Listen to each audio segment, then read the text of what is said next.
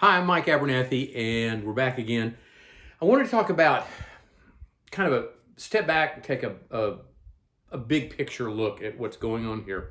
I talk to doctors a lot, and a lot of times I'll ask them, I said, so how much profit do you have in your practice?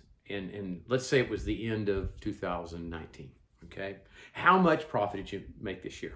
And they'll name a dollar amount, a percentage, but it generally is about 20 or 30% of the total collections.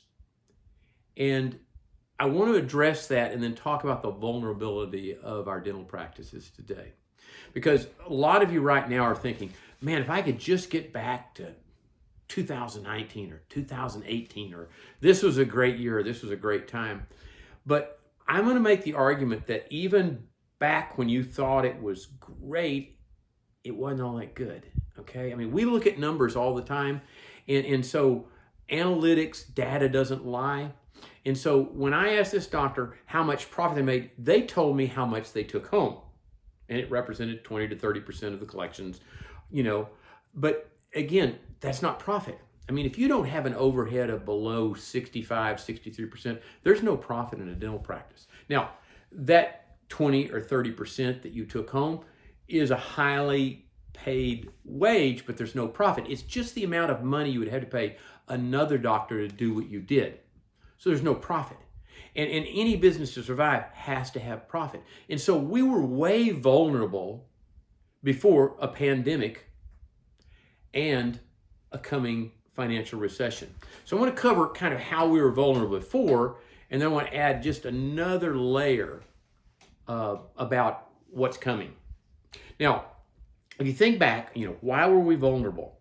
Well, I think the very first thing I think of in 2009, when we went through a recession, and oh my gosh, I mean, actually 3 recessions. It was called the Great Recession, but it ended in about 2009, 2010.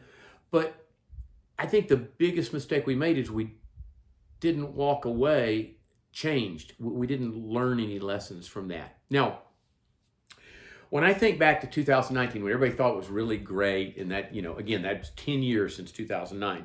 Okay, it took a while to get back. In fact, in 2009 to about 2011, there was a 25% decrease in our productivity. But from 2009 to 2018, we started producing a little bit more each year. But if we look at the actual net, the average dentist is taking home less each year. So let's talk about the vulnerability before March of 2020. First is the student factor.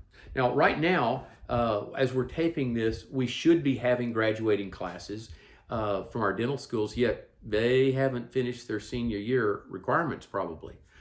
They certainly can't take their state boards on a patient. I know there's some state boards that are thinking about doing it on a typhodont. Hopefully they don't do that, but it's going to be delayed before they can come into the marketplace. And they're going to come into the marketplace with a lot of fear and less demand. But if we had graduated, everybody were going to graduate, there would be 6,800 graduates. Over the last 12 years, there's been 10 new dental schools. There's still 3 waiting to be built. So the student factor is one of those vulnerabilities that we're facing. Now, more and more students are graduating, and more students are graduating with higher and higher debt.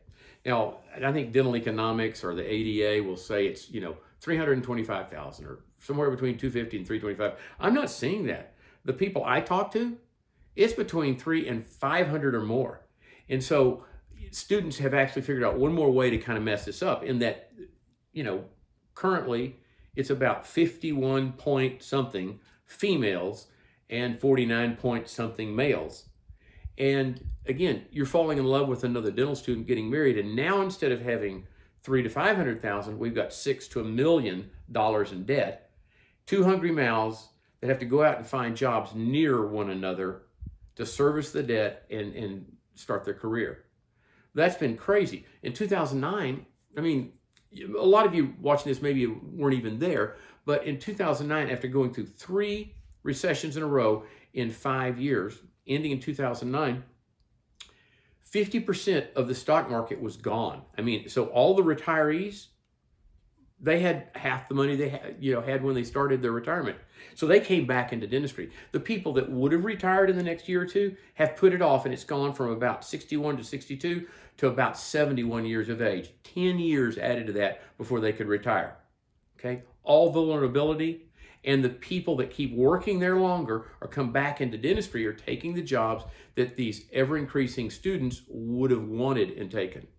Insurance. I mean, I can remember a time when there was no insurance.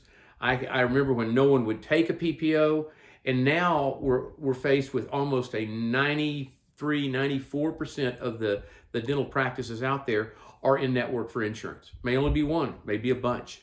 But again, insurance has penetrated our population about 74 to 76%.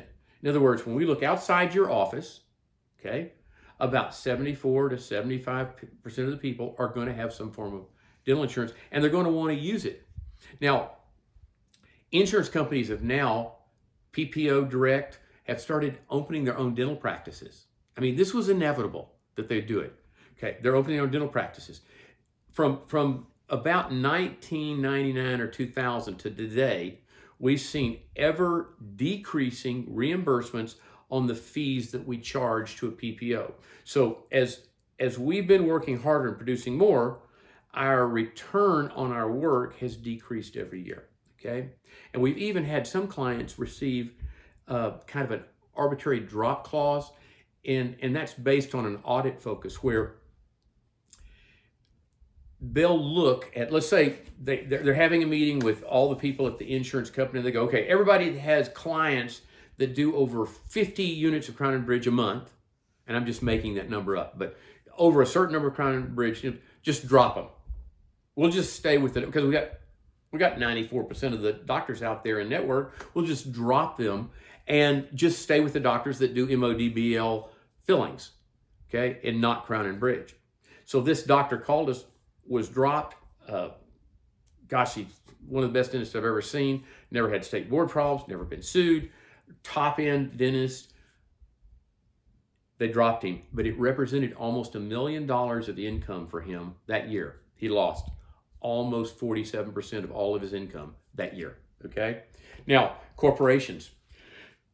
Before I say corporations, because I don't want to confuse this, if we look statistically at multiple doctor offices, and yes, some of them are corporate offices, but just multiple doctor offices are increasing 20% a year.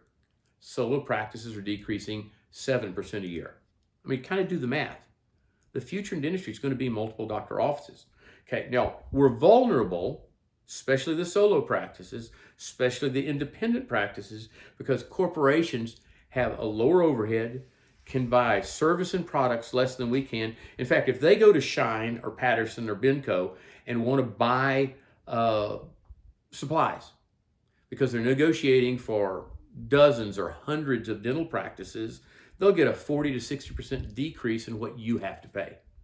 If they go to negotiate with an insurance company on what the reimbursements are, because they're negotiating for a larger number of practices, their reimbursements are going to be anywhere from 5 to 10% higher than yours would be.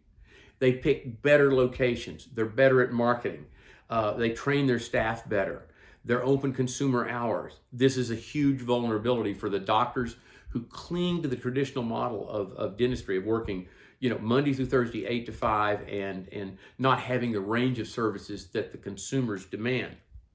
Now, supply and demand economics. In 1975, the decayed, missing, and filled teeth. And I mean, surely you kind of remember that. It's just a statistics. Decayed, missing, and filled teeth. For the average adult in 1975 was a little bit over 16. I think it was 16.1. Now, that means the average adult outside your practice in 1975 had 16 decayed, missing, or filled teeth in their mouth. You could literally open a practice anywhere. The competition wasn't great. There was no insurance, and you could make a good living. It was a needs-based type of dentistry, where now it's more wants-based, but let's fast forward to 2018. That's the last time I found statistics for this, for decayed, missing, and filled teeth. It was gone from 16.1 down to 3.2, okay? So the demand for our services has gone from decayed, missing, and filled teeth at 16.1 down to 3.2. while the number of dentists that come out every year has gone skyrocket. Now about 6,800. Add in the foreign dentists that are coming in, you kind of get the picture. We're at a tipping point where this vulnerability is going to kill us. Now, commoditization of dentistry. That's kind of like, it's a marketing strategy of insurance companies and consumer-driven products in dentistry that are pushing the fact that a cleaning is a cleaning, a crown is a crown. Cheerios are Cheerios. And so the only reason to select a doctor would be based on price. And the last thing is consumerism. During this 30-year period or 40-year period or even 50-year period, every year, the people that buy our services and products, our consumers, are getting more educated. Now, they understand that part of what they're paid is in the form of insurance benefits. And so they're going to want to go to a dentist that's in network. Price is always going to be a factor. I know that's not how it should be, but price is going to be a factor. Convenience is going to be a factor. Now, how does that apply to what we're doing today? Now, if we take the things that have traditionally and still affect us from a vulnerability standpoint and then add a pandemic, that's where things start to look scary, because now we have a public who believed that dentistry not only was maybe the a point, a foci at which the disease was transmitted because of aerosols, but they're also scared to go back to the dentist. Now, I follow Seth Godin, who wrote Purple Cow. It's about marketing, but he writes a blog and it comes every day. And some of them are incredibly good. Others, he is such a thinker. I have trouble even understanding what he's saying, okay? But he wrote one 3 weeks ago, and I want to read it to you. I don't want to misstate what he said. And this is what we're talking about in vulnerability, okay? Here, he poses a question and then he answers it. So I'm just going to read it verbatim. He said, "Is everything going to be okay?" Well, that depends. If we mean, is everything going to be the way it was and the way I expect it to be? Then the answer is no. The answer to that question always is no. It's always been no. Now, if we mean, is everything going to be the way it's going to be?